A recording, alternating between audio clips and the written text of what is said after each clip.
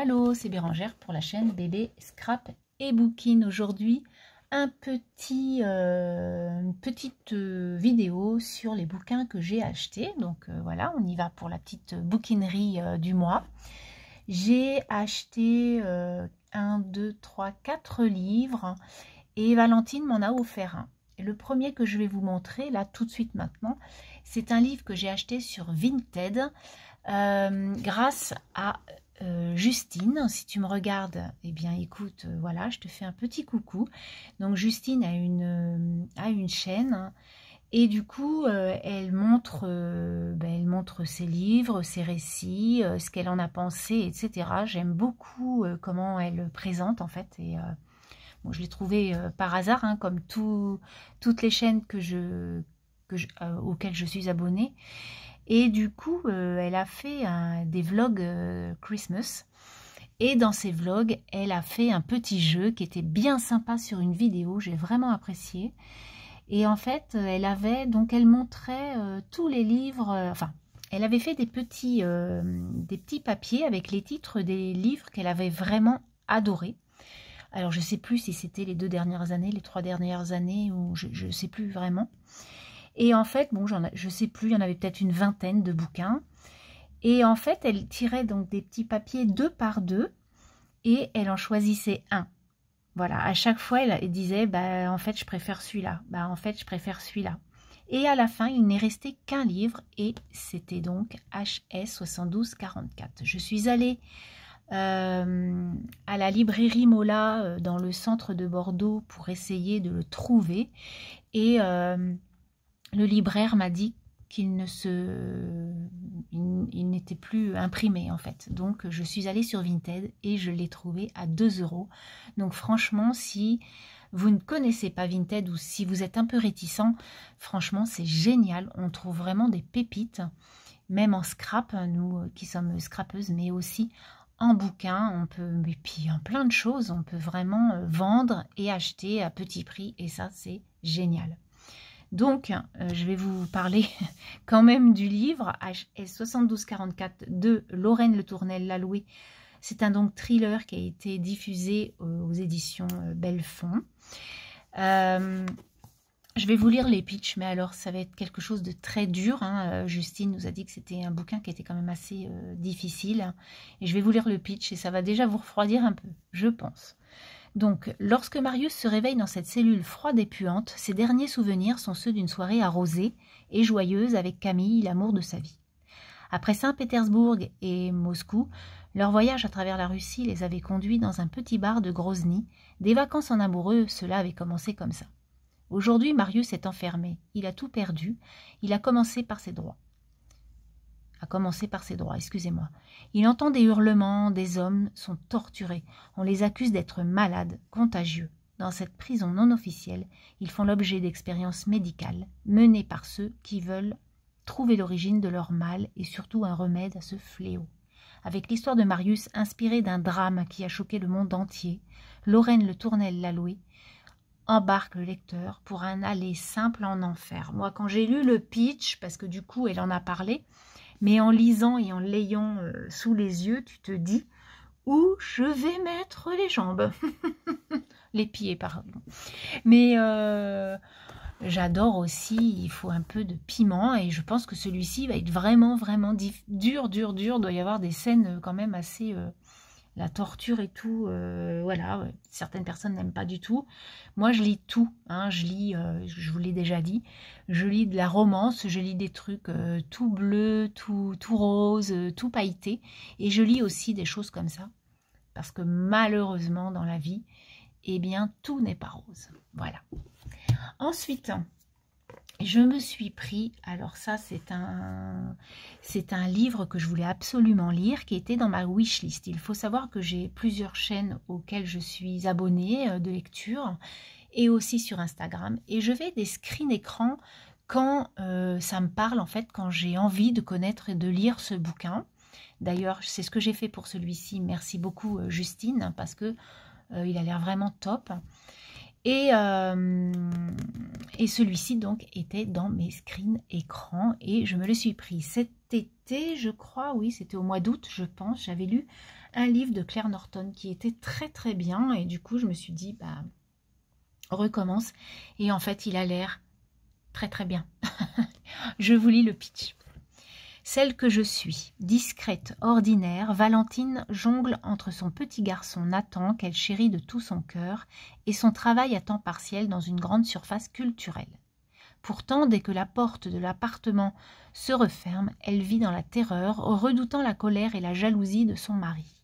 L'arrivée d'un couple dans l'appartement d'en face bouleverse sa vision du monde. Comment résister à la bonté de Guy, qui se conduit avec Nathan comme le grand-père qu'il n'a jamais eu? Comment refuser la tendresse de Suzette, cette femme si maternelle?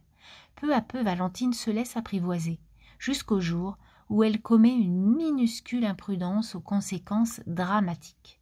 Mais alors, elle ne sera plus seule pour affronter son bourreau et reconstruire sa vie volée. Donc, la maison de la presse Le Touquet-Paris-Plage dit « Bouleversant, poignant, magistral, un roman qui marquera votre esprit pour longtemps. » Donc, je pense que ça doit être vraiment pas mal du tout. Et c'est pour ça que je me suis pris ce bouquin qui fait presque 400 pages. Celui-ci, à peine 300, je crois. Ouais, 285 pages. Voilà. Ensuite, alors celui-ci, c'était pas du tout prévu au programme et je l'avais pas du tout vu.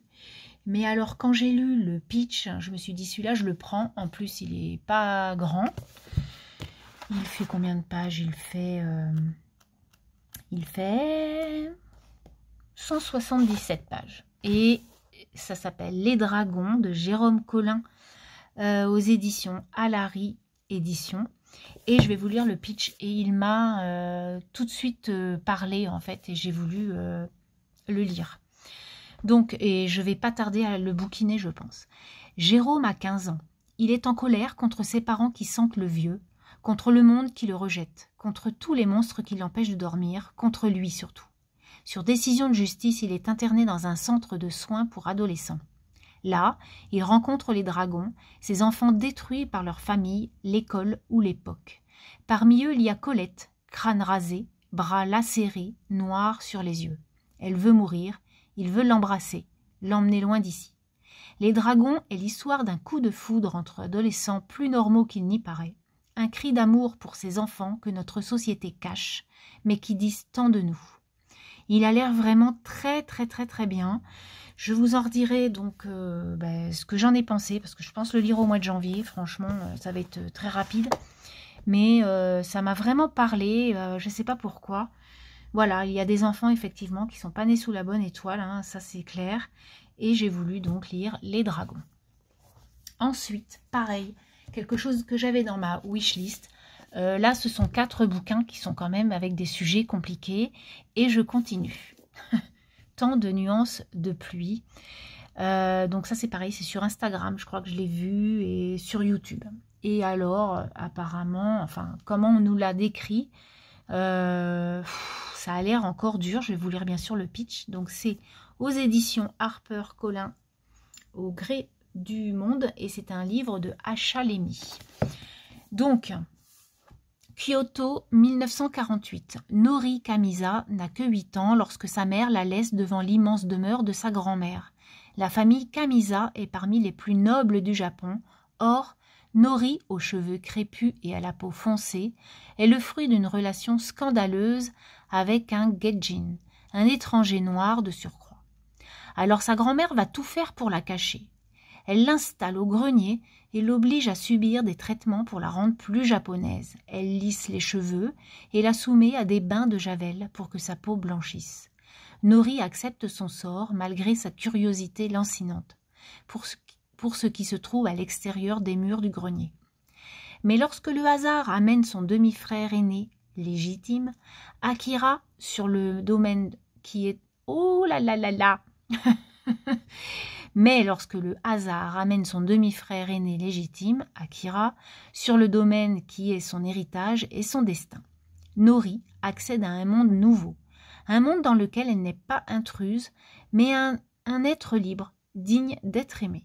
Cependant, tout a un prix, et la liberté de Nori exigera plus d'un sacrifice.